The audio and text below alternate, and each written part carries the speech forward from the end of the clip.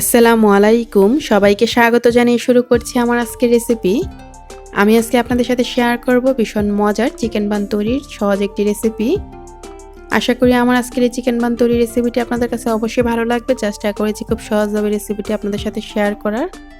চলুন দেখে নেই এই চিকেন বান তৈরি করতে কী কী লাগছে পুরো প্রস্তুত প্রণালী। এখানে একটা মিক্সিং বলে 1 কাপ লিকুইড দুধ নিয়ে নিয়েছি, আর দুধটা কিন্তু অবশ্যই কুসুম গরম হতে হবে। তারপর এখানে 1 চা চামচ ইস্ট নিয়ে নিলাম, দিয়ে দিচ্ছি 1 টেবিল চামচ চিনি, পরিমাণ মতো লবণ। এখন এই সবগুলো উপকরণকে একসাথে ভালো করে মিশিয়ে নিতে হবে। সব কিছু একসাথে ভালো করে মিশিয়ে নিয়ে আমি 10 মিনিটের জন্য রেখে দিচ্ছি ঢাকনা দিয়ে। 10 মিনিট পর ঢাকনাটা তুলে এখন আমি এখানে ময়দা অ্যাড করে দিব। আপনারা চাইলে আটা দিয়েও এই বানগুলো তৈরি করতে পারেন, কিন্তু ময়দা দিয়ে বান তৈরি করলে কিন্তু অনেক বেশি নরম তুলতুলে হয়। তো এখানে 2 কাপ ময়দা দিয়ে দিচ্ছি। তারপর একটা চামচের সাহায্যে সবকিছু একসাথে ভালো করে মিশিয়ে নিচ্ছি।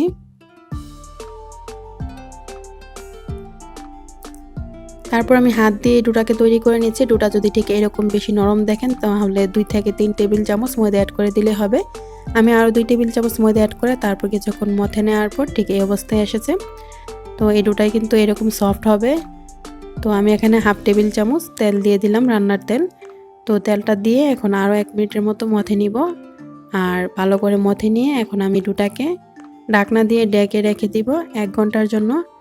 আর এই ডোটাকে কিন্তু ফ্রিজে কোনোভাবে রাখা যাবে না, রান্নাঘরে রেখে দিলে ভালো হয়। গরম অবস্থানে রাখলে 1 ঘন্টার মধ্যে ডোটা ফুলে যাবে। তারপর আমি ভিতরের যে চিকেনের পুরটা তৈরি করে নিচ্ছি। আমি চুলায় একটা প্যান বসিয়ে এখানে 1 টেবিল চামচ রান্নার তেল দিয়ে দিলাম। তেলটা গরম হয়ে যাওয়ার পর এখানে আমি 1 কাপ চিকেন দিয়ে দিচ্ছি, প্রায় 300 গ্রামের মতো চিকেন এখানে। তো চিকেনের টুকরোগুলো আমি এরকম ছোট ছোট করে নিয়েছি, আপনারা চাইলে কিমা দিয়েও করতে পারেন। তবে আমি চিকেনের টুকরোগুলো যতটুকু সম্ভব ছুরি দিয়ে এরকম ছোট করে নিয়েছি। চিকেনের টুকরোগুলো দেওয়ার পর এখানে পরিমাণ মতো লবণ দিয়ে দিলাম, আধা চা চামচ আদা বাটা, আধা চা চামচ রসুন বাটা দিয়ে দিলাম। তারপর এখানে গরম মশলার গুঁড়ি দিয়ে দিলাম 1 চা চামচ। এখন আমি সব কিছু নেড়ে চেড়ে মিশিয়ে নিচ্ছি। আর এই চিকেনটা থেকে এমনিতে একটু পানি উঠবে, এমনিতে সিদ্ধ হয়ে যাবে। তারপর আবার দুধ অ্যাড করা হবে। তো চুলার আঁচটা আমি এই পর্যায়ে মিডিয়াম আঁচে রেখেছি। তারপর আমি এখানে 4 টেবিল চামচ ময়দা অ্যাড করে দিলাম। তো ময়দাটা দেওয়ার পর নেড়ে চেড়ে তারপর আমি এখানে দুধ অ্যাড করে দিব 1 কাপ। দুধ আর ময়দা কিন্তু অবশ্যই অ্যাড করতে হবে। তো আমি এখানে 1 কাপ দুধ দিয়ে তারপর নেড়ে চেড়ে চুলার আঁচটা মিডিয়াম আঁচে রেখে অপেক্ষা করছি চিকেনটা সিদ্ধ হয়ে যাওয়া পর্যন্ত। আর এই চিকেনের পুরটা দিয়ে কিন্তু চিকেন পান তৈরি করলে অনেক বেশি মজার হয়। তো কিছুক্ষণ পর প্রায় 2 মিনিট পর ঠিক এই পর্যায়ে এসেছে। এখন আমি এখানে পেঁয়াজ কুচি দিয়ে দিচ্ছি, মাঝারি সাইজের 2টা পেঁয়াজ কুচি আর 4টি কাঁচামরিচ কুচি। জালটা আপনারা বুঝে দিবেন। আমি এখানে কাঁচামরিচটা আমি আমার পছন্দ মতো জালটা দিলাম। তো যে যেরকম জাল পছন্দ করেন সেই পরিমাণেই দিবেন। তো এখন আবার 2 মিনিটের মতো এইভাবে নেড়ে চেড়ে অপেক্ষা করছি। চুলার আঁচটা মিডিয়াম আঁচে রেখে আমি এই চিকেন পুরটা তৈরি করে নিয়েছি। 2 মিনিট পর যখন ঠিক এরকম আঠালো ভাব হবে তখনই আমি চুলাটা বন্ধ করে দিয়েছি। এটা ঠান্ডা হওয়ার পর আরও কিছুটা টেনে যাবে। তো আমি চুলা থেকে নামিয়ে নিয়েছি চিকেনের পুরটা। আর এই 1 ঘন্টা পর দেখুন ডোটা কিন্তু ফুলে একদম ডাবল হয়ে গিয়েছে। আর কতটা সফট হয়েছে দেখে বুঝতে পারছেন। এখন আরও 1 থেকে 2 মিনিট এই ডোটাকে মথে নিতে হবে।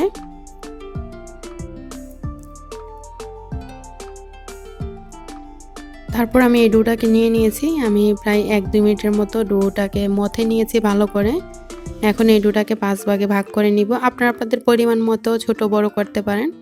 তো আমি 5 ভাগে ভাগ করে নিচ্ছি।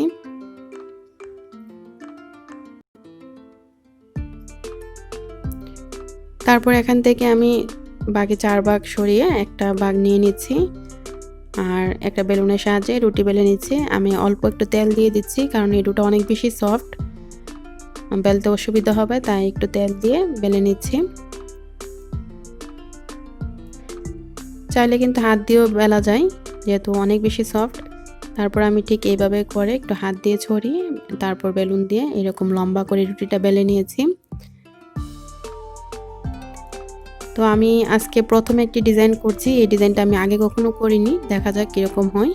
তো আমি ছুরি দিয়ে একটা সাইড থেকে এইভাবে কেটে নিচ্ছি।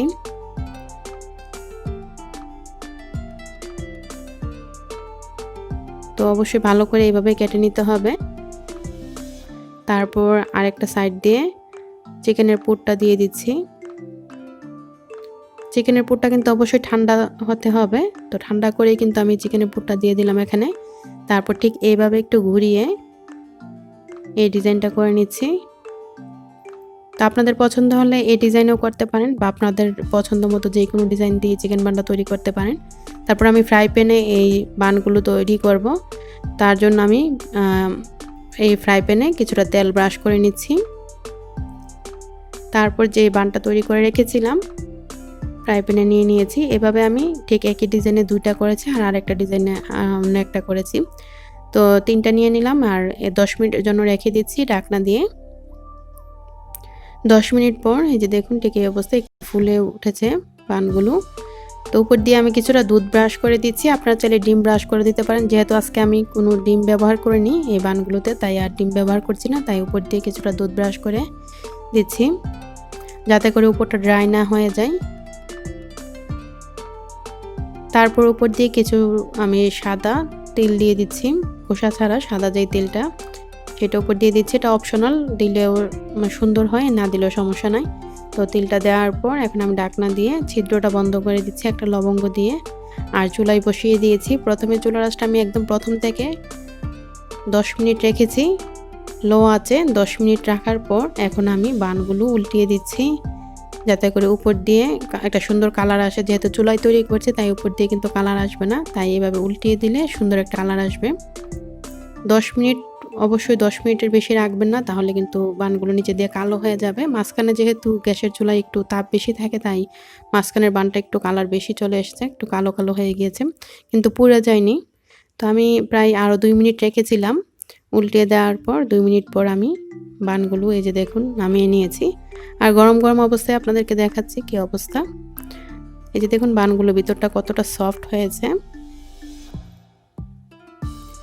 দেখতে তো পাচ্ছেন কতটা সফট হয়েছে।